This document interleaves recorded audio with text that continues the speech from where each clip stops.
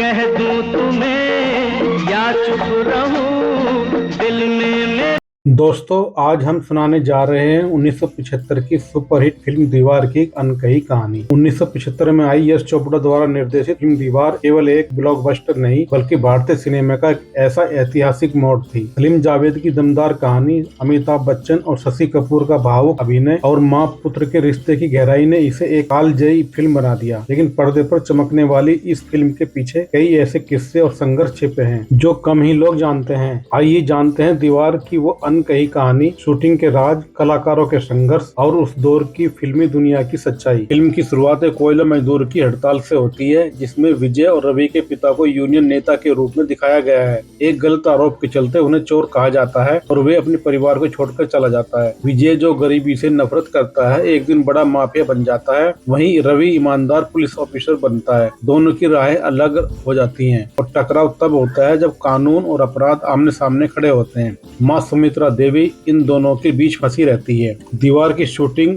मुंबई के कई इलाकों में हुई थी।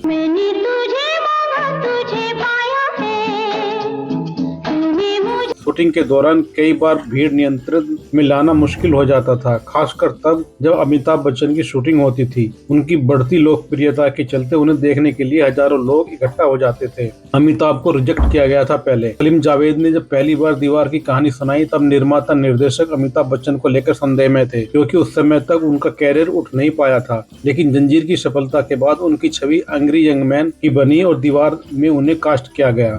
जब सलीम जावेद ने दीवार की कहानी लिखी थी, उस समय राजेश खन्ना सुपरस्टार नंबर 1 थे। उन्होंने पहले हाथी मेरे साथी, अंदाज, आराधना जैसी सुपरहिट फिल्में दी थी।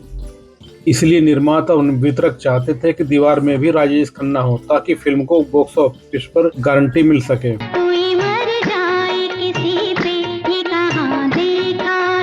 जब दीवार की स्क्रिप्ट बनी तो सलीम जावेद को लगने लगा कि इस फिल्म के विजय के किरदार के लिए जो गुस्से, दर्द और बगावती तेवर की जरूरत है वो अमिताभ बच्चन में है। खासकर जंजीर के बाद उन्हें एंग्री यंग मैन के तौर पर देखा जाने लगा था। कुछ रिपोर्ट्स के मुताबिक राजेश खन्ना को स्क्रिप्ट पसंद आई थी, लेकिन उन्होंने फिल्म में कुछ बदलाव की मांग की थी, जिसमें विजय का अंत भी शामिल था। वहीं यश चोपड़ा और सलीम जावेद कहानी में किसी भी तरह का बदलाव नहीं करना चाहते थे। आखिरकार उन्होंने अमिताभ बच्चन को फाइनल किया, जो उस समय उतने बड़े स्टार नहीं थे, लेकिन जंजीर के बाद उनकी पहचान बन चुकी थी। दीवार ने अमिताभ बच्चन को सुपरस्टार बना दिया और एंग्री यंग मैन की छवि को मजबूत किया। ये वही फिल्म है जिसने राजेश खन्ना के युग को धीरे धीरे खत्म किया और अमिताभ के युग की शुरुआत की। अमिताभ बच्चन को मुश्किलों का सामना करना पड़ा, क्योंकि वे दीवार और शोले दोनों फिल्मों की शूटिंग लगभग एक ही समय पर कर रहे थे। अमिताभ बच्चन उस समय अपने कैरियर के उठते हुए दौर में थे और 1975 के लिए उन्हें एक ऐतिहासिक साल साबित हुआ, क्योंकि उसी साल उनकी 2 सबसे बड़ी फिल्में दीवार और शोले रिलीज हुई। और दिलचस्प बात यह है कि इन दोनों कल्ट क्लासिक की शूटिंग लगभग एक ही समय में चल रही थी। दीवार और शोले दोनों की शूटिंग 1973 से 74 के दौरान शुरू हुई और 1975 में रिलीज हुई। दोनों फिल्मों की स्क्रिप्ट सलीम जावेद ने ही लिखी थी। दोनों फिल्मों में अमिताभ बच्चन मुख्य भूमिका में थे और दोनों ही फिल्में इंडियन सिनेमा की मील का पत्थर बन गई। शोले की शूटिंग में कई बार टाइमिंग मिसमैच होता था, लेकिन अमिताभ बच्चन समय पर पहुंचते थे, चाहे थके हों या नींद से चूर। उन्होंने दिन रात मेहनत करके खुद को साबित किया और यही वजह है कि आज भी लोग उन्हें सदी का महानायक कहते हैं। शशि कपूर को समाज याद नहीं रहता था। शशि कपूर को समाज याद रखने में परेशानी होती थी, लेकिन उन्होंने मेरे पास माँ है जैसा समाज इतनी सहजता से बोला कि वह अमर हो गया।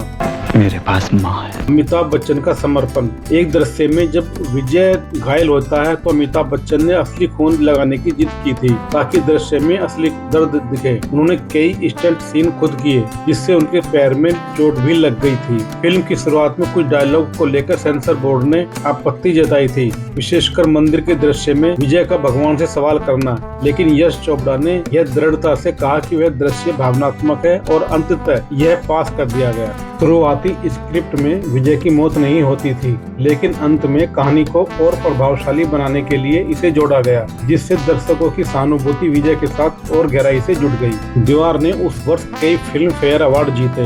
सर्वश्रेष्ठ संवाद लेखक सलीम जावेद, सर्वश्रेष्ठ निर्देशन यश चोपड़ा, सर्वश्रेष्ठ सहायक अभिनेता शशि कपूर, सर्वश्रेष्ठ कहानी सलीम जावेद। फिल्म फेयर दीवार सर्वश्रेष्ठ के लिए भी नामांकित हुई, पर जीत नहीं पाई। दीवार सिर्फ एक फिल्म नहीं, एक आंदोलन थी। यह उस भारत की कहानी थी जो गरीबी, नैतिक और द्वंद्व और सामाजिक संघर्ष से जूझ रहा था। कलाकारों की मेहनत, निर्देशक का विजन और लेखक की कलम ने मिलकर इस फिल्म को अमर बना दिया। यह फिल्म सलीम जावेद की सबसे बेहतरीन रचनाओं में गिनी जाती है। दीवार की जीत ने अमिताभ बच्चन को उस समय के सबसे दमदार कलाकारों में शामिल कर दिया, भले उन्हें अवार्ड ना मिला हो। फिल्म के कई संवाद आज भी याद किए जाते हैं, जैसे नंबर 1, मैं आज भी फेंके हुए पैसे नहीं उठाता। मैं आज भी फेंके हुए पैसे नहीं उठाता।